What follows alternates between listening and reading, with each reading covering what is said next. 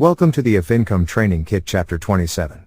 What plugins should you install for your review model site?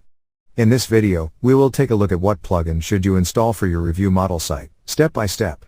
So let's get started. So here we are on our WordPress site's dashboard, and from here select plugins. Here you can see all the plugins we have installed. First is All-in-One SEO, click on this SEO settings. First is its general settings page, next is Webmaster Tools, and here are all the tools.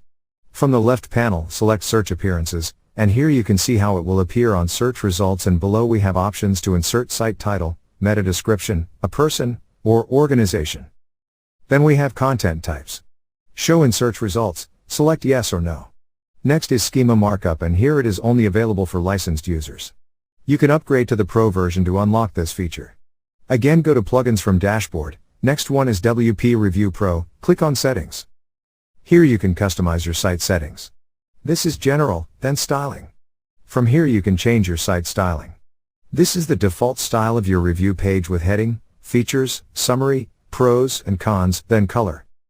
You can change styling and see the preview on the right, how it will look like.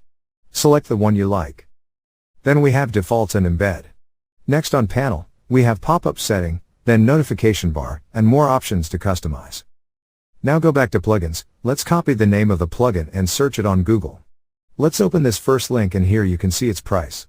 Below we have more information about it, like ratings, designs, etc., and below you can see a comparison table for Pro and in the free version of it.